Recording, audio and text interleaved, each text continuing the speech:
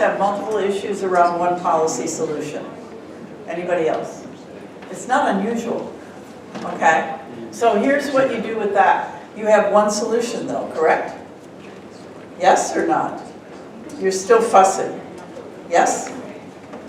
Help me out here, I'm on your dime. I don't get paid for this. You're getting really quality time. Okay, so this is a sinkhole. Okay, listen up because this is really helpful to everyone. You have 3 issues that you address separately, but we're looking for one policy and we're looking for one solution. If you get too caught up in describing each one of the issues, I'm going to lose the story. Okay? So part of your challenge right now is in that first sentence where they were very specific, is to start with your solution. Make sure you have a solution, and what you may wind up doing is dumping one of the issues. Or you may prioritize the issue and say there are 3 issues, try completing the sentence. There are 3 issues affecting, boom, housing. Or there are 3 major issues affecting our presidential campaign right now. There are 3 issues affecting the cost of education right now. You can just start like that. There are 3 issues. And our position is, complete that sentence, right? Over the next 5 minutes, we will show you that those 3 issues are non-issues if you accept our solution. This is having commitment, and you can do that in less than 20 seconds. How about an idea from this table? Anybody have an idea? Or are you doing homework? Help me out, because this is the table with all the laptops open, and there's lots of stuff going on here, and I don't know what's going on, so help me out. You're also affordable housing.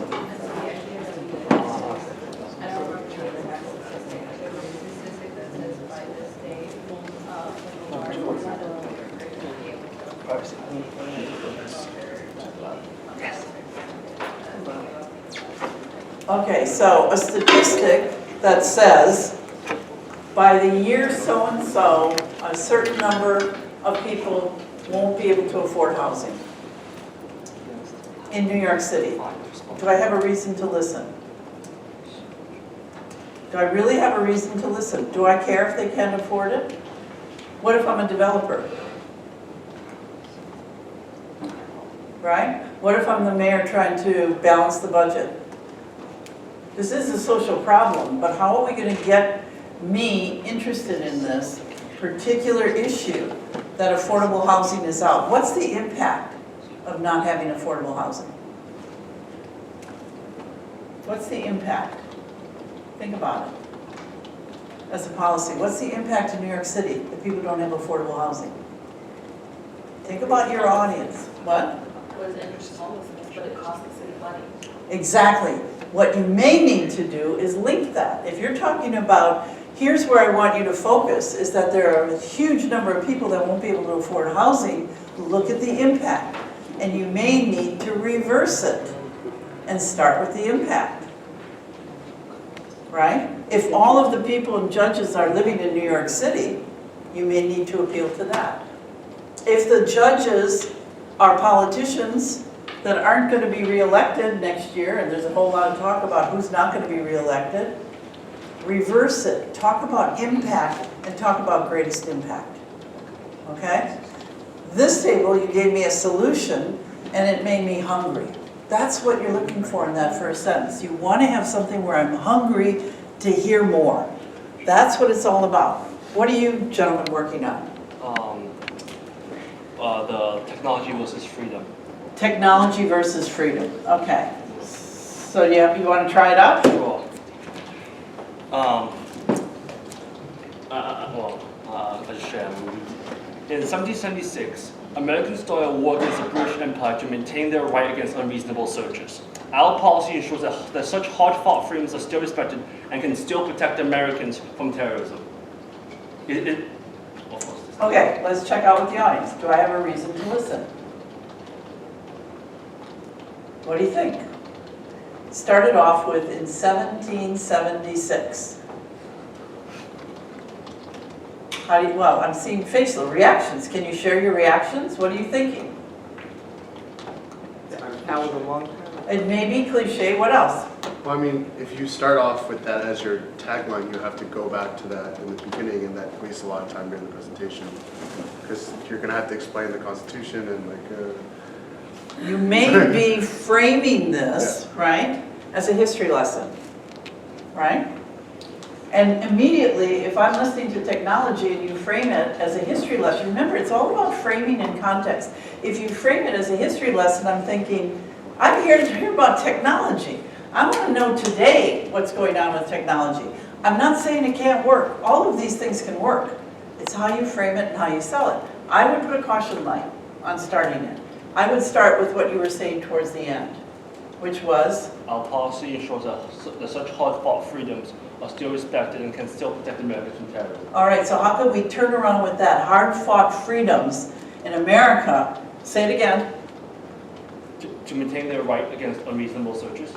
No, that part is detailed. That'll come later. The core of your idea is freedom Yes. and Terrorism. terrorism, all right? Now I've got something I can work with as a policy. Now I have something I can focus in on. That's today. Hard-fought freedoms, right? And fighting terrorism. That's a challenge of words. And as you start building your case, what I'm trying to say is how you get out there up front with that first sentence. If you can do it to really frame it for the audience, you got it. But now you can't lose them, okay? So that becomes difficult. You can't lose them. What did you come up with? You want to try it? Go for it. China's financial sector is in need of swift and widespread reform if China is to maintain a competitive rate of economic growth, avoid recession, and address the crippling debt balloon hanging over the economy. Okay, can anybody tell me what he just said? You're sitting right next to him. Okay, do you know what the issue is here? it's too long. It's too long, there's 2 minutes, you've heard TMI? Yeah. You have too much information. They tell me that all the time with my students. TMI, get to the bottom line, what do we need to get an A? All right, so what's your big idea here? Chinese financial sector reform. Chinese financial sector reform. Okay, what's the threat and what's the impact? Threat They got a lot of money. I'm happy they have a lot of money. Send some my way. threat is that without reform, China's going to enter recession. The growth rate is going to just decline. Now you're going through all the, what's the real bottom line They're gonna have impact? less money. Global economic. downturn. Who cares if they have less money? Well, then maybe If I they have have less more. money, we have less money. A Chinese. Okay, come more with your thinking. Now you're starting to really talk to me. Because China is, If they have less money, we have less money. What are you really talking China about is a here? preeminent economic power. If it falls, then everyone else falls. If it falls, everyone else falls. Which means That it's a we big need deal. reform, okay? Streamline it. So what's the real topic that they're talking about? We're in an integrated global economy. If one of these members fall, we all fall, right? How can we not pay attention to that fact? That's a policy statement that needs attention, okay? So whatever your topics are right here, right now, start thinking about how can I get that common denominator that's going to pull it together, that's going to give them a reason to listen. Anybody else want to try? Well, I'm not being too hard, am I? I thought am I being helpful? Yeah. Or I'm not yelling, am I? No. It's just the microphone, okay. They're Just just- give me a thumbs up or thumbs down. You want to keep going with this, or should we go home? Do we keep going? All right, then we'll keep going.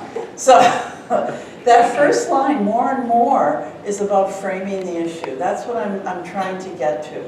And we can talk more about it, and I think in the second workshop, when you have Professor Foudy, he will definitely come after that. So here are all these topics. I'm interested in all of them or I wouldn't be here, but I do worry if you don't frame it. If you give me too much information, you give me too much history, you give me too much of all the work you've done. And that, it's not about you, it's about your audience. We say this all the time, the star of the show is not you, it's your audience. Giving them a reason to listen, giving them that hook from the very beginning is what's going to pull your entire organization together. So this is what we need to do. If you've got that great opening, The next 3 minutes, you need to identify priorities. So your 3 issues, you need to prioritize them. Are you going to go from least important to most important to least important? Are you going to say all 3 are equally important? You need to understand priorities. You're talking about your housing. What's the priority of this? Is it to make money, lose money? Is it to build homes or not? What is the priority? You should be identifying that right now. Present the research in an interesting way. What I heard before over here is that you did a heck of a lot of homework. You got the issue that there's a global impact. So how are you going to present your data in an interesting way? Don't data dump. You have to organize it in a story that's easy to grasp. And if they've read your paper, it will be easy for them to grasp your position. Because guess what? Most judges can't just sit there. They can't wait to ask you their questions. And that's the truth. They can, and if they're listening to one after another, you think they're going to sit there patiently? If you got Larry White, Professor White, he squirms in his seat after 2 minutes. And if you put a slide up there that's too hard to read, he goes, first of all, I can't read that. And he'll interrupt you. So you pay attention to these things and you make sure, and I have some guidelines for you on the slide. So you have to present the research in an interesting way and you have to build the momentum for yes. So I'm going to go back to you because I think you've got something interesting going on here with 3 issues. You talk impact first. Once you give the impact or the outcome first, you then build the data that makes it important that this is an issue. So the order in which you present the issues and you articulate it is what's going to build momentum. So if you thought affordable housing was a problem last year, next year it's going to be even worse, and the following year, and when we get rid of this mayor, it's going to be impossible because a Republican's going to come in and nobody's going to care about affordable housing. I'm making this stuff up.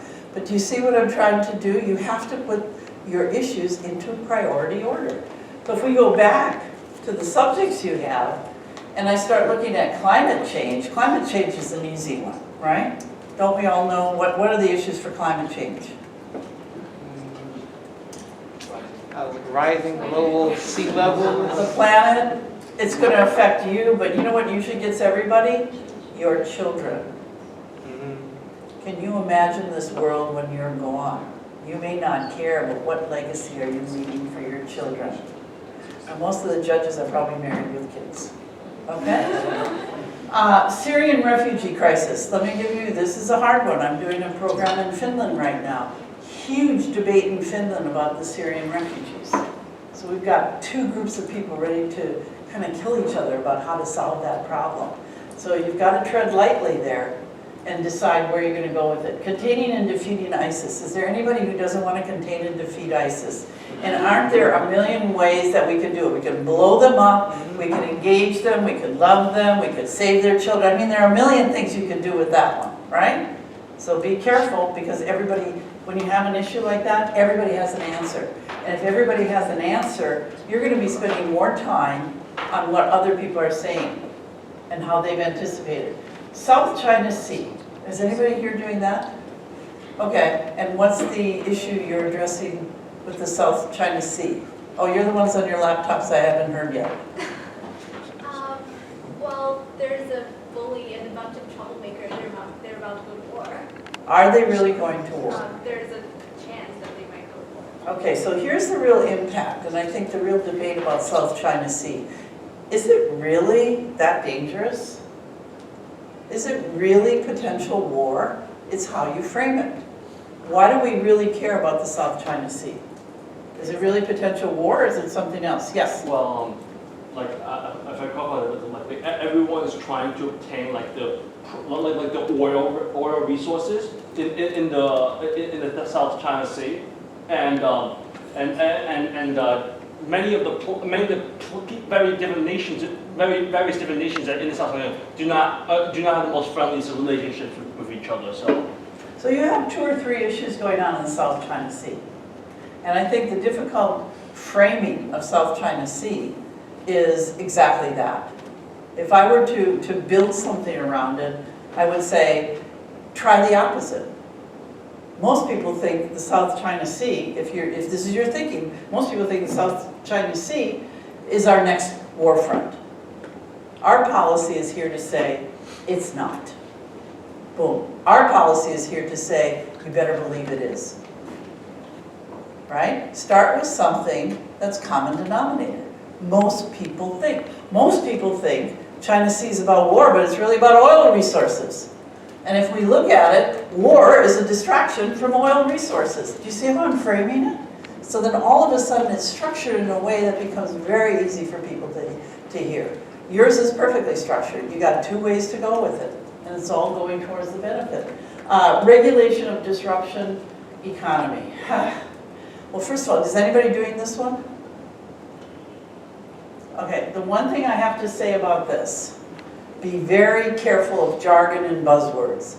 If you start using jargon and buzzwords that other people don't understand, you lose your control of the discussion. So you just start talking buzzwords and people aren't going to believe you. You have to be able to put it in your own words, what it means to you.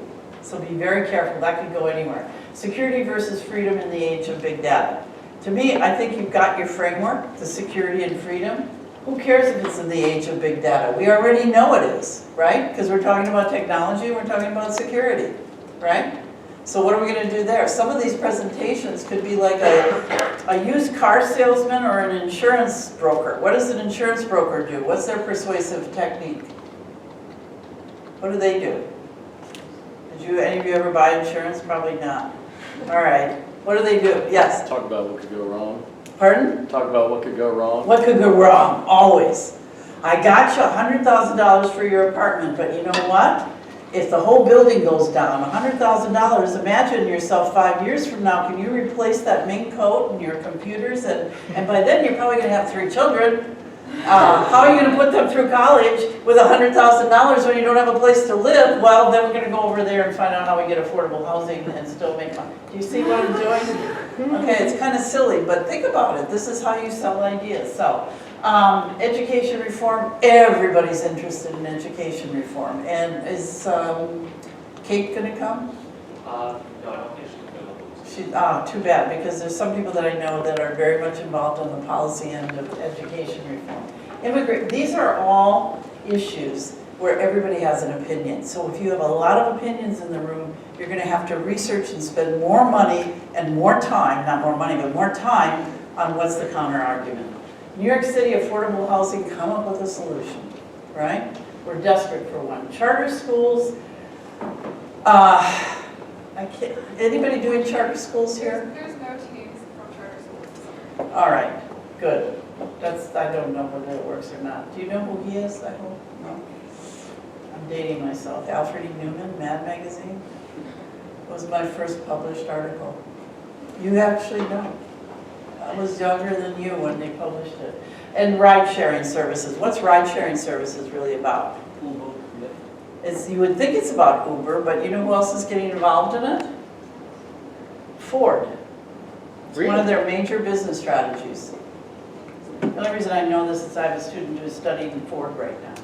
Okay? So ride sharing isn't just Uber or taxis. Ride sharing is much bigger than that. All right, so this is what you need to do. You look at these topics, you got to identify your priorities, where we're going to go with it. If it's something everybody knows a lot about, you better know what the counter arguments are, but don't spend all your time on it and build momentum for you. Just remember, we only have 15 minutes. We've got to get to the Q&A in under 10. If you get to the Q&A in 6, you haven't done your homework.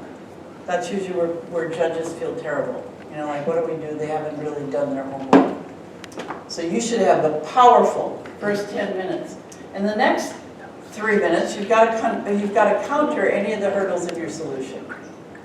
Now you can mix these 6 minutes, but I'm strongly advocating for balancing the time in your presentation. How will you manage them? Be ready for questions. And at this point, bless you, you're probably going to have somebody interrupting you. So be prepared for the interruption. How you be prepared for the interruption is know who's going to handle what question. Don't go, I'm not sure who's going to do it. Make sure you're balanced, your team is balanced on who's answering what. And here's the most important thing about answering questions. You have to identify with the person who's asking the question. Get into their head. Why are they asking this question? You have to process. Who are they? Where are they from? What do they want to know? And if you get flustered Don't be afraid. This is the easiest way. If you know when your brain goes blank, have you been there, everybody? Just go completely blank. I don't know what the heck they're talking about. It happens to professors too. You turn around and you say to them, can you give me an example? You don't say, I don't know what you're talking about and I'm drawing back. You say, can you give me an example? Make them, they'll always love talking a little bit more, but then they framed it, they've given you more time to think about how you can answer it, all right? Just ask for an example. Don't panic. Or you turn around and say, you know, Jeffrey's done a lot more work on this subject than I have, so I'm going to turn to Jeffrey and ask him to handle it. And then Jeffrey better not say, well, Michelle's done more work than I have. Then we're in really big trouble, okay? So be ready to be interrupted at that point. And truthfully, when you're interrupted, that's your opportunity to sell your idea, and that's usually when they're going to fall in love with you if you have an answer. Yes, sir? So I was want to ask, in terms of trying to get into that person's head, you're really saying like try to get into the I'm not sure you know Professor Meyerson, but try to get into the rhetorical situation, or No, I'm saying be empathetic. okay. Right? And you can look at them, and you're going to see professors, and you're going to see other judges looking at you, and they nod their head once in a while. Don't be afraid to feed that. That means they're probably on your side, they're following you, they know where you're going, go for it, all right? But make sure that you have absolute clarity on what their question is. Don't get into a fight with them right away, okay? If you have a challenging style about you, don't go to battle with them. Take a 10 count, you turn around and look at them and say, help me understand. I'm not sure I fully grasp where your question is going, right? Let them explain it, and then answer directly and be yourself. Don't pretend to have all the answers when you don't. We go back to, that's an area we haven't studied very much about. It's very interesting. I'd like to research more about it and get back to you. It's totally fine to move on. Okay. And then this is what I said about start at the finish line in the last 2 minutes. You've got to come back and have a wrap up. Don't just say that's all, folks. It's not going to work. Don't say that's it, we're done. Or we're ready for questions now. Well, of course you're ready for questions, and of course they're ready for questions. Have something memorable. So remember what you said at the beginning? You're going to paraphrase what you said at the beginning and say it at least 4 times through your presentation. So it's a great way to end. It's a great way to end. And don't be afraid of the ask. You want their reactions. Okay, so in the last 60 seconds becomes absolutely critical that you have your tagline, you have your big idea, you're able to repeat it, you have your Q&A, and here's the other part, you have a second close. Don't ignore the second close at the end of the Q&A. And the second close at the end of the Q&A is where you punch it out, your solution, one more time.